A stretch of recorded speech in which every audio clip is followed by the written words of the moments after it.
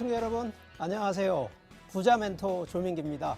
자, 6월달 들어서 이 정부의 이 세법 규정 중에 바로 이 양도세 중과에 대한 2주택, 3주택에 대한 바로 시행이 들어갔습니다. 거기에 또 전월세 신고까지 들어갔기 때문에 자, 과연 부자들은 지금 6월달 이후로 이제 어떻게 또 투자의 방향, 흐름을 어떻게 갈지. 자, 그래서 오늘 좀 준비한 내용이 경매는 어떻게 투자 전략을 가져가야 될지, 실제 또 부자들은 어떻게 준비를 하는지 그 내용으로 좀 준비를 해봤고요. 자, 오늘 방송 보시다가 또 부동산에 대한 여러 가지 고민들이 있으실 겁니다. 자, 주저하지 마시고요.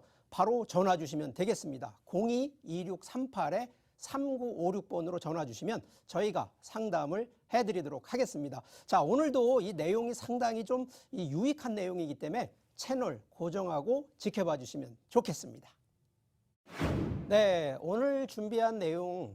자, 이게 부동산이 투자하는 방법이 하나가 아니고요. 여러 가지 중에 자, 이 경매라고 하는 이제 방법이 좀 있습니다. 뭐 일반적으로 부자분들은 또 경매를 통해서 투자를 하신 분들이 의외로 많기 때문에 자, 오늘 준비한 내용. 자, 과연 부자들은 경매 투자 전략 방향을 어떻게 가느냐라는 측면으로 준비를 좀 했습니다.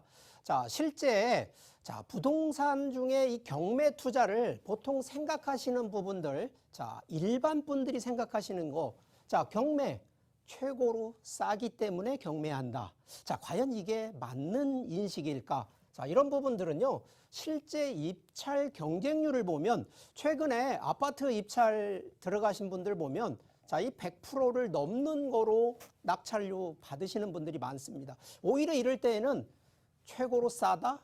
그렇지 않다는 얘기도 드리는 거고요. 자, 경매. 뭐 법원에서 하니까 누구나 안전하고 쉽다?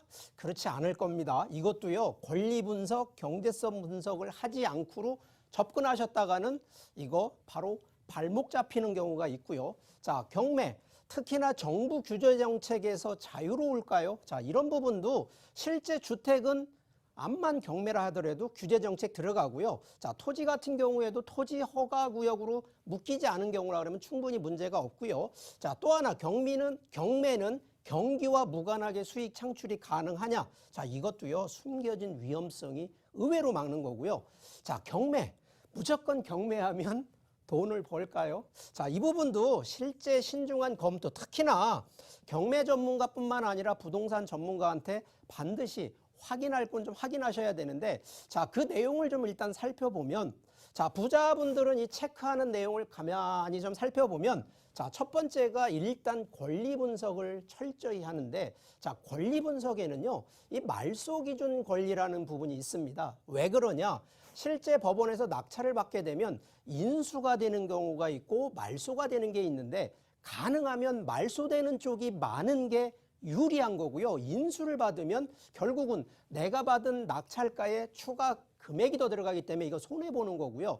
또 하나 명도되는 부분들, 이 권리 분석 안에는 내가 분명히 낙찰로 인수를 했는데 그 안에 임대되어 있는 세입자분들이 있으면 이분들 내보내야 되는데 이거 쉽지가 않기 때문에 이런 부분들 반드시 확인해야 되고요. 자, 그러기 위해서는 현장 답사 철저히 하고 특별 또 매각 조건도 반드시 확인해야 되고요. 자, 자금 계획. 과거에는 경락잔금 대출이라 그래서 거의 80% 이상을 대출을 다 받았는데 아시죠? 지금 이제 대출 규제, 특히나 DSR 규제, 뭐 DTI, LTV 다 이게 걸리는 부분들이 있어서 대출 이렇게 안 나옵니다. 그래서 자금 계획을 어느 정도는 준비하지 않고 접근하셨다가는 이것도 위험성이 있다는 거고, 시장 흐름, 시간도 넉넉히 가지고 경매 투자하셔야 되고, 자, 가능하면 뭐 초보는 아니겠지만 일반 분들은요, 일반 물건, 특수 물건 함부로 접근하셨다가는 이게 문제가 되기 때문에, 자, 그러면 말소 기준으로 놓고 보면,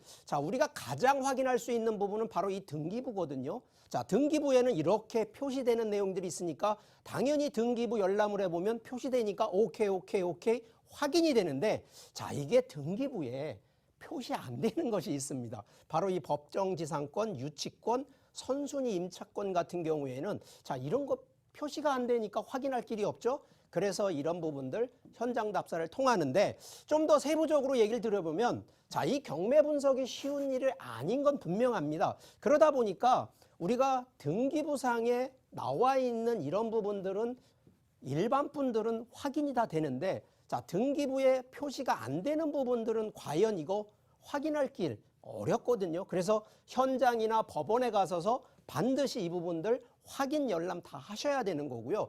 자, 그 중에 이 내용 중에서도 지금 저희가 이 말소되는 거에 대해서는 걱정 안 하셔도 됩니다. 이거는 말소가 되기 때문에 낙찰 받으시는 분들은 문제가 없는데, 자, 여기서 말하는 바로 이 인수해야 되는 것들, 자, 이런 부분들은 결국은 내가 낙찰가 금액 대비 추가로 지불되는 이 금액이 더 커지기 때문에, 자, 과연 이걸 이익이라고 하시면 안 된다는 거거든요.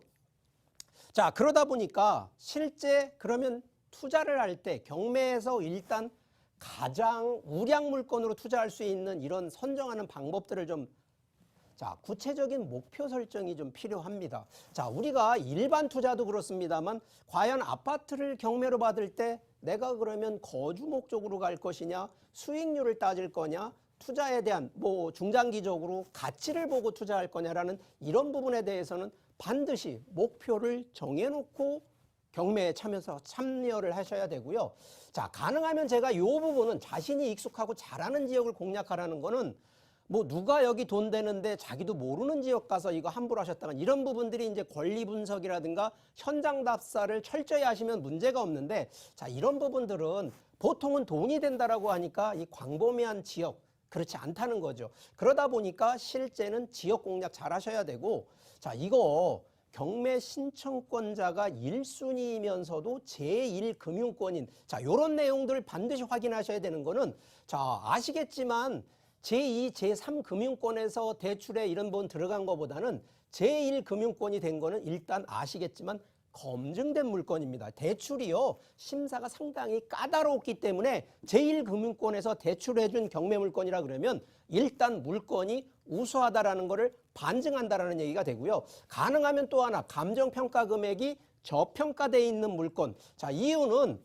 감정평가가요, 보통 경매 들어가면 1년 정도를 시간이 거치다 보니까 감정평가가 1년 전에 나와 있는 감정평가하고 지금 감정평가하고는 가격 차이가 있거든요. 자, 그러면 감정평가가 아무래도 좀 낮게 돼 있는 쪽으로 들어가면 낙찰률 기준도 감정평가 기준으로 가기 때문에 이거 당연히 가격 차이, 그래서 시세 차익도 볼 수 있다는 얘기를 드리는 거고, 자, 부동산 등기부에 채무 설정액이 조금 많은 거, 자, 이거는 거꾸로 생각하셔야 되는 게, 채무 설정액이 작은데도 경매로 넘어왔다? 제가 볼 때 이거 경매 취소가 되는 경우가 많습니다. 내가 열심히 준비하고 권리 분석 잘 해놔서 막상 입찰하러 갔더니 경매가 취하됐다, 이런 얘기 들으면 이거 괜히 시간 낭비하시는 거거든요. 그래서 가능하면 등기부상의 채무 설정액이 너무 작은 것들은 좀 안 하시는 게 좋겠고요.